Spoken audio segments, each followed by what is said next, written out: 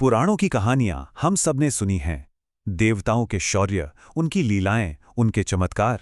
पर क्या कभी किसी ने ये सोचा है कि दो सबसे शक्तिशाली देव, महादेव और नारायण, इनके बीच भी कभी कोई युद्ध हो सकता है?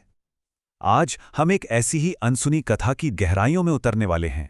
तो सवाल यही है, क्या सच में महादेव और नारायण के बीच कभी युद्ध हुआ था? ये सुनने में ही कितना अजीब लगता है ना? पर इसका जवाब एक बहुत ही गहरी और रहस्यमयी कहानी में छिपा है। तो चलिए पता लगाते हैं कि आखिर सच क्या है। तो देखिए, कहानी की शुरुआत होती है एक ऐसे समय से जब आदिशक्ति के जाने के बाद संसार में एक तरह का सूनापन छा गया था।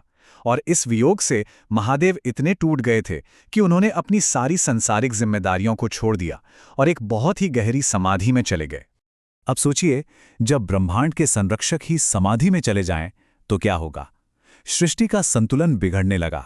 एक खालीपन आ गया था और ये जरूरी हो गया था कि कोई हस्तक्षेप करे, क्योंकि उनके बिना सब कुछ मानो ठहर सा गया था।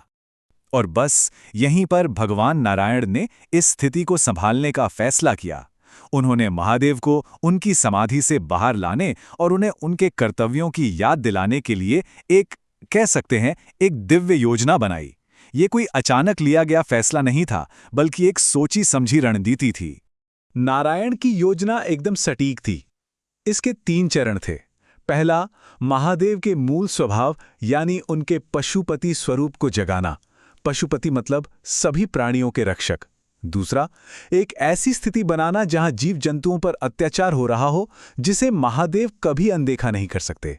और तीसरा, महादेव को मजबूर करना कि वो हस्तक्षेप करें और दुनिया से फिर से जुड़ें।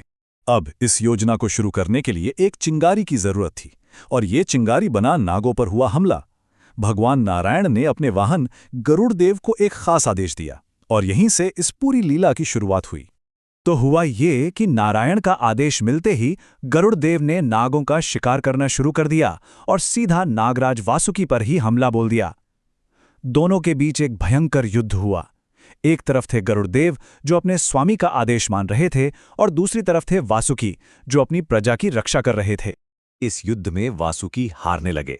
जब कोई और रास्ता नहीं दिखा तो उन्होंने मदद के लिए महादेव को पुकारा। उनकी वो दर्द भरी पुकार इतनी शक्तिशाली थी कि वो महादेव की गहरी समाधि को भी भेद गई, और महादेव को युद्ध भूमि में प्रकट होना ही पड़ा।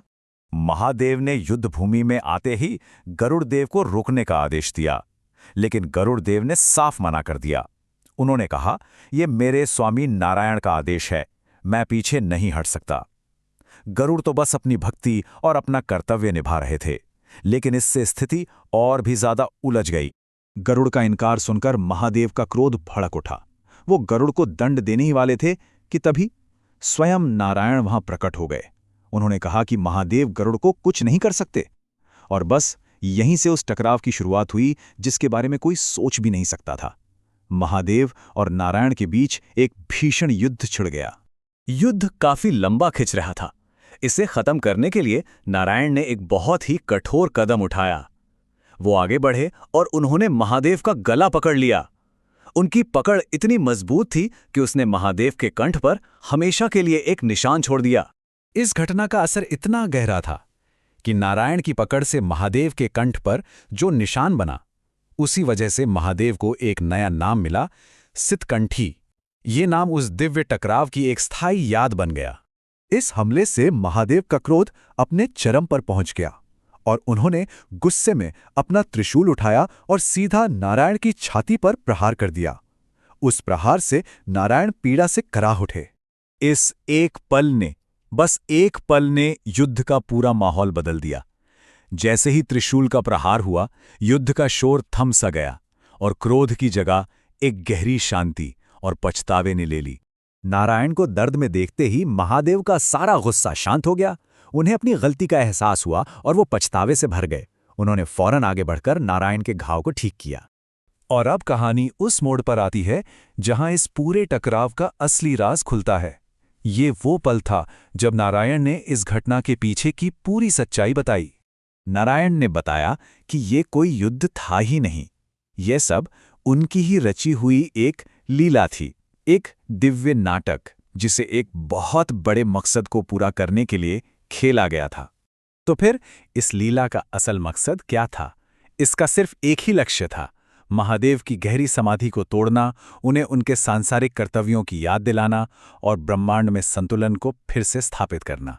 तरीका भले ही कठोर था, लेकिन उस वक्त शायद यही जरूरी था। तो अंत में ये सवाल हमारे सामने खड़ा होता है कि क्या दिव्य लीलाओं को हम अपने मानवीय तर्क से समझ सकते हैं? जो हमें क्रोध, युद्ध और पीड़ा जैसा नजर आता है, क्या वो असल में किसी बड़े दिव्य उद्देश्य का हिस्सा हो सकता है? इस पर विचार करना तो बनता है।